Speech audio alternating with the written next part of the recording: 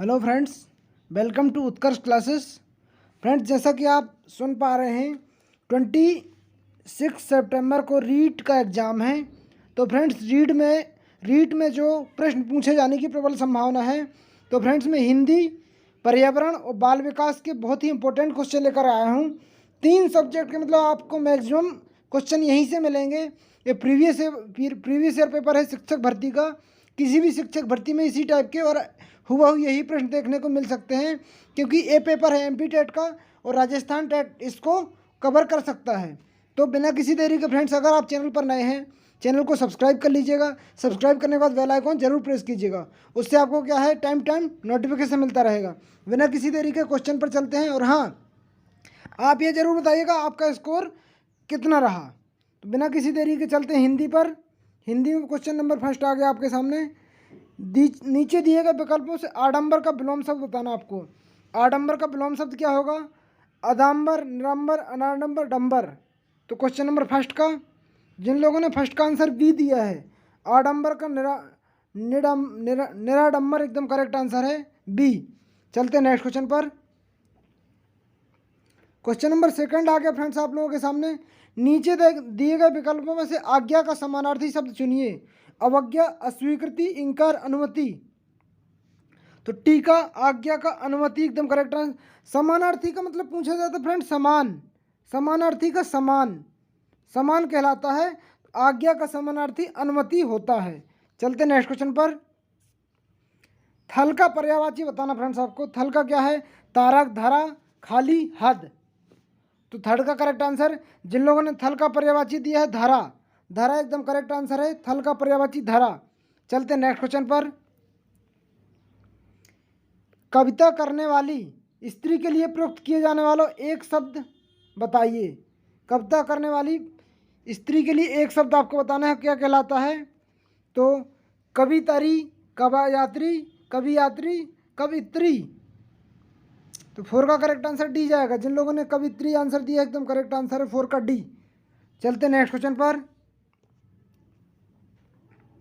आस्तीन का सांप होना, इस मुहावरे का अर्थ क्या है? चालू व्यक्ति, मित्रता की ओट में छिपा शत्रु, आस्तीन का सही ना होना, सांप का छुपकर बैठना। तो 5 का करेक्ट आंसर बी।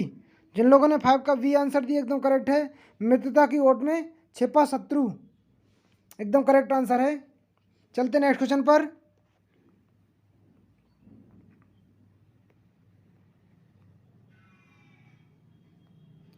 लता भवन ते प्रकट भे ते ही अवसर दो भाई, निकसे जन उजुग विमल सिद्ध विधु, जलत पटल विगलाई में प्रयुक्त छंद बताना आपको। चौपाई, चौपाई में कितनी मात्रा होती हैं? तो बरवे, दोहा, ये आपको बताना है आपके लिए। तो 6 का करेक्ट आंसर जाएगा डी। जिन लोगों ने दोहा बताया है एकदम करेक्ट आंसर है दोहा। दोहा में क्या होता है? 11 और 13 के योग से 24 मात्राएं होती दोहा में। दोहा, और दोहा का उल्टा क्या होता है? सोरठा होता है। चौपाई में 16 मात्राएं होती हैं, और प्रत्येक चौपाई में 16 मात्राएं होती हैं। एक चौपाई में 4 चरण होते हैं, और बरवे में 19 मात्राएं होती हैं। तो उम्मीद करूंगा आपको समझ में आ गया होगा। तो 6 का डी आंसर एकदम करेक्ट है। चलते नेक्स्ट क्वेश्चन पर।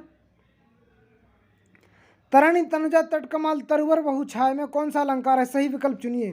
भ्रांतिमान, श्लेष, उपमा, अनुप्रास। तो 7 का करेक्ट आंसर जाएगा अनुप्रास।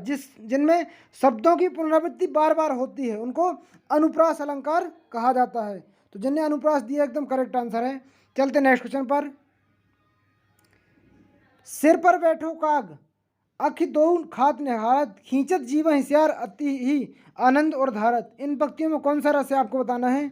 बादशाह, शांत, भक्ति। देखिए, इनके आपको यह भी पूछा जा सकता है। बादशाह रस का स्थायी भाव बादशाह होगा, शांत का निर्वेद होगा, भक्ति का भक्ति होगा, विवेक का जुगुत्सा होगा। तो 8 का करेक्ट आंसर जाएगा डी। डी एकदम करेक्ट आंसर है, विभत्स रस। चलते नेक्स्ट क्वेश्चन पर। अब देखिए, कई बार प्रत्यय पूछा जाता है। दुकान वाला में प्रयुक्त प्रत्यय है, दुकान वाला में। तो देखिए, प्रत्यय कौन कहलाता है? जो शब्द वाक्य के पीछे जोड़ा जाता है उसको प्रत्यय कहा जाता है। जो शब्द वाक्य के पहले रहता है उसको उपसर्ग कहते हैं। तो यहाँ पर उपसर्ग क्या होगा? उपसर्ग होगा दुकान। उपसर्ग क्या होगा? दुकान। और बाला होगा प्रत्यय। प्रत्यय क्या होगा? बाला। उम्मीद करूँगा आपको समझ में आ गया होगा। चलते नेक्स्ट क्वेश्चन पर। अगणित का शुद्ध रूप क्या होता है? गणित, अनगित, अगणित, अग्रणी, अगणित। तो 10 का करेक्ट आंसर डी जाएगा। जिन लोगों ने 10 का डी आंसर दिया एकदम करेक्ट आंसर है। अनगिनत का शुद्ध रूप गणित। चलते हैं।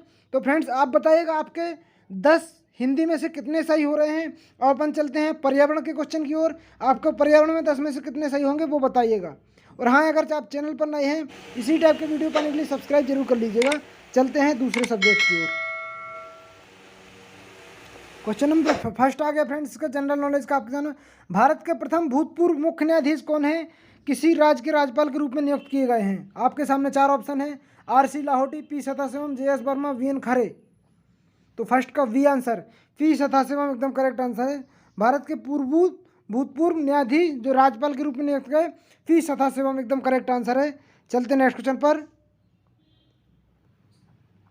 क्वेश्चन नंबर सेकंड आ गया फ्रेंड्स आपके सामने। निम्नलिखित में से किस क्षेत्र में रानी अवंतीबाई लोधी ने अंग्रेजों के खिलाफ सेना का निर्माण किया था? सागर, नागपुर, मांडवा, कलचुरी। तो करेक्ट आंसर जाएगा मंडला। मंडला एकदम करेक्ट आंसर है। जिनने मंडला आंसर दिया एकदम करेक्ट है। 2 का 3। चलते नेक्स्ट क्वेश्चन पर। अब देखिए ये क्वेश्चन कई बार एग्जाम में पूछा जा चुका है।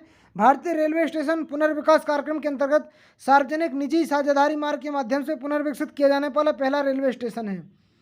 तो ये निजीकरण किसमें किया गया है? तो भोपाल के हबीबगंज रेलवे स्टेशन में किया गया है। चलते नेक्स्ट क्वेश्चन पर। क्वेश्चन नंबर थर्ड आ गया फ्रेंड्स आपके सामने। अंजू, देखिए आपके में स्पोर्ट्स से हर एक बार क्वेश्चन आता है।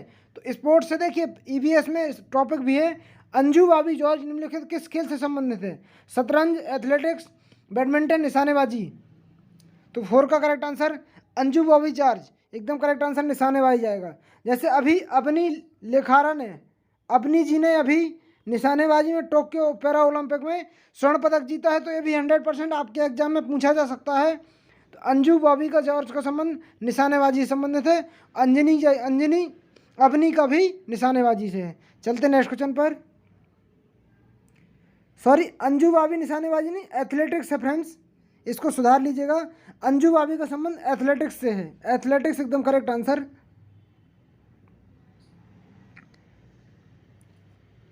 मध्य प्रदेश के क्षेत्र में स्लैश एंड बर्न की खेती आदिम रूप से कहलाता है।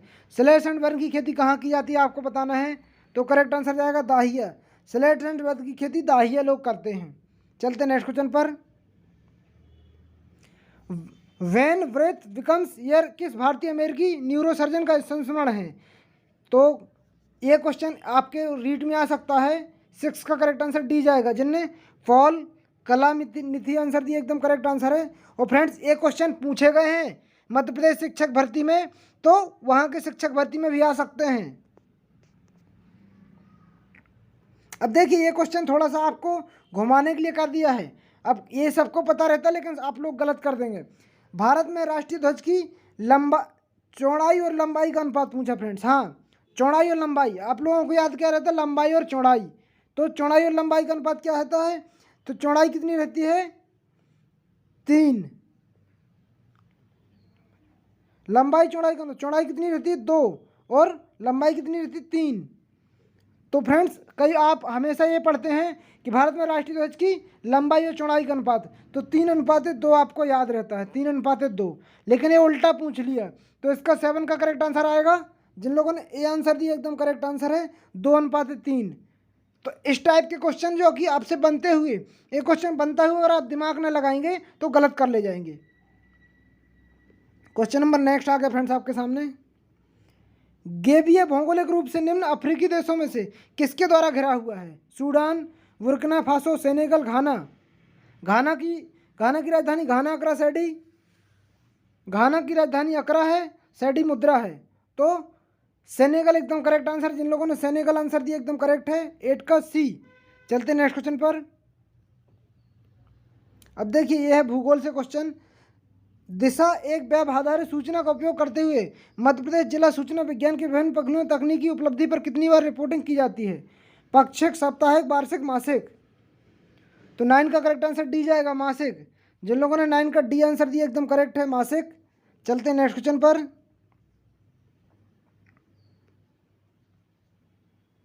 क्वेश्चन नंबर 10 आ गया आप लोगों के लिए। मध्य प्रदेश के गैर कास्ट नॉन टिम्बर वन उत्पाद के उत्पादन में संसाधन की नोडल एजेंसी है। 10 का करेक्ट आंसर, जिन लोगों ने 10 का डी आंसर दिया एकदम करेक्ट आंसर है। मध्य प्रदेश राज्य माइनर वन प्रोड्यूसर संघ एकदम करेक्ट आंसर है।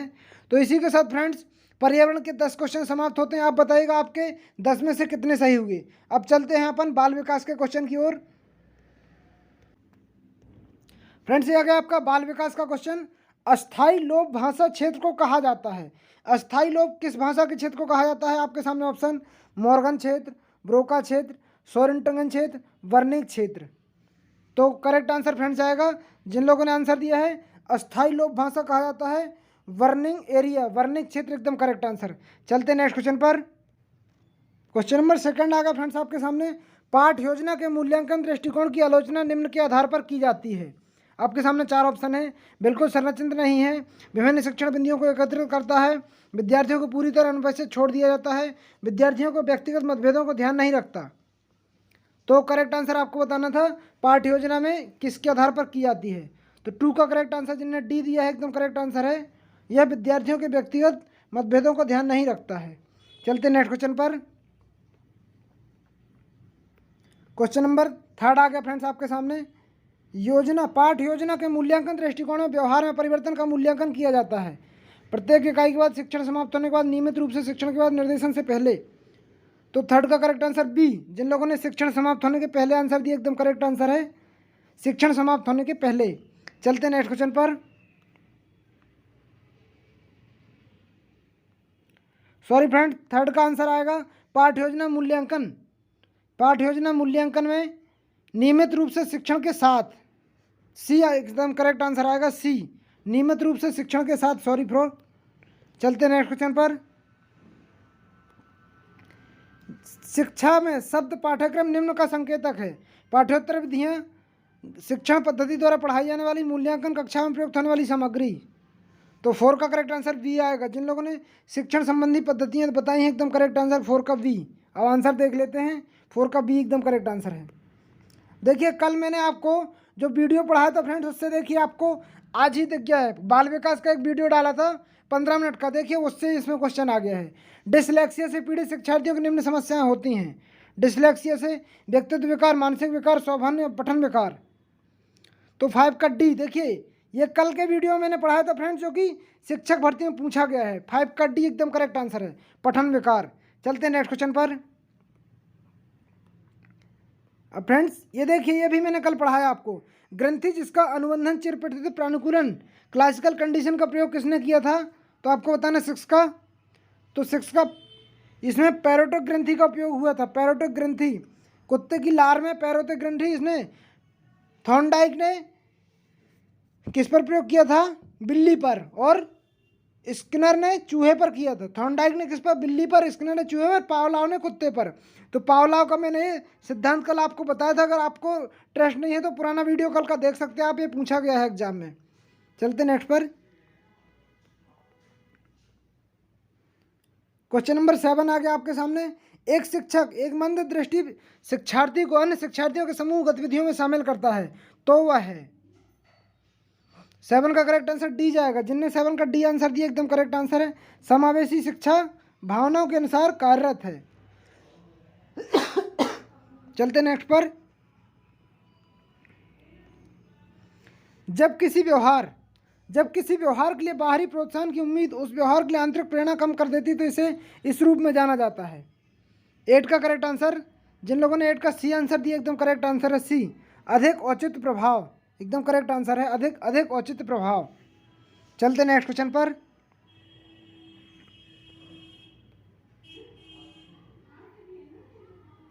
क्वेश्चन नंबर 9 आ गया आप लोगों के सामने। कक्षा शिक्षण का मुख्य उद्देश्य है, तो जिज्ञासु मस्तिष्क विकसित करना। एकदम करेक्ट आंसर 9 का सी। कक्षा शिक्षण का मुख्य जिज्ञासु का मस्तिष्क विकास करना। चलते नेक्स्ट क्वेश्चन पर। इस टाइप के क्वेश्चन रीट में आएंगे फ्रेंड्स। आप लोग समझ पा रहे हैं किस टाइप का लेवल हो गया है अब। संज्ञानात्मक प्रक्रिया जिसे चिंतन के नाम से जाना जाता है तब होता है वह व्यक्ति कला संबंधी, साहित्यिक, वैज्ञानिक, प्रयोगशाला प्रयोग समस्याओं संबंधी विविध समाधानों के बारे में मुक्त रूप से विचार करता है। 10 का करेक्ट आंसर, जिन लोगों ने 10 का सी आंसर दिया है, अपसारी विधि एकदम करेक्ट आंसर है, अपसारी। चलते नेक्स्ट क्वेश्चन पर। क्वेश्चन नंबर 11 आ गया आपके सामने। शैक्षणिक मनोविज्ञान के माध्यम से शिक्षा में योगदान देता है। 11 का करेक्ट आंसर, जिन लोगों ने 11 का आंसर दिया है, शैक्षणिक समस्याओं को समझने में एकदम करेक्ट आंसर डी। शैक्षणिक समस्याओं को समझने में एकदम करेक्ट आंसर डी। चलते नेक्स्ट क्वेश्चन पर। एक शिक्षक को व्याख्यान में निम्नलिखित में से किसे अपनाना चाहिए? विस्तारित स्वर, मध्यम स्वर, स्पष्ट उच्च स्वर, स्पष्ट निम्न स्वर। तो 12 का सी, स्पष्ट और उच्च स्वर एकदम करेक्ट आंसर है, 12 का सी। चलते नेक्स्ट क्वेश्चन पर। क्वेश्चन नंबर 13 आ गया आप लोगों के सामने। अधिगम अक्षमता वाले बच्चों की प्रगति निगरानी रखने के लिए कौन सी विधि सर्वाधिक उपयुक्त है? तो आंसर भी देखिए फ्रेंड्स, आपको करेक्ट आंसर इसका जाएगा संरचित व्यवहार अवलोकन। चलते नेक्स्ट पर। एक मेहनती छात्र बार बार कक्षा के परीक्षणों में असफल रहा है, इस मामले में एक शिक्षक को क्या करना चाहिए? उसे रियायती अंक देना चाहिए, दंड देना चाहिए, प्रदर्शन की कमी का पता लगाना चाहिए? तो फ्रेंड्स हमेशा देखिए नेगेटिव ऑप्शन कैसे हो जाते हैं। कभी भी अंक देना इंपॉर्टेंट नहीं है तो दंड नहीं देना चाहिए, अभिभावकों से शिकायत नहीं करनी चाहिए, उसकी कमी का कारण का पता लगाना चाहिए और उसको बताना चाहिए कि आपके यहाँ गलती की है। चलते नेक्स्ट पर। क्वेश्चन नंबर 15 आ गया आपके सामने। किसी व्यक्ति का व्यक्तित्व विकार निम्न पर आधारित होने सबसे अधिक संभावना है? भावनात्मक आघात, भावनात्मक आनंद, साधारण भावना, शारीरिक स्थिति। तो 15 का करेक्ट आंसर, जिन लोगों ने ए आंसर दिया है, भावनात्मक आघात एकदम करेक्ट आंसर है, ए। 15 का ए एकदम करेक्ट आंसर है। तो फ्रेंड्स इसी के साथ 15 क्वेश्चन बाल विकास का भी समाप्त होते हैं। अभी यही सीरीज चल रही है। तो फ्रेंड्स अब आप लोग बताइएगा ये मेरा प्रयास कैसा लगा, और हाँ अगर आप चैनल पर नए हैं चैनल को सब्सक्राइब कर लीजिएगा, अपने फ्रेंडों को शेयर कीजिएगा, और नेक्स्ट वीडियो किस पर चाहिए आप वो बताइएगा। जब तक के लिए जय हिंद, जय भारत।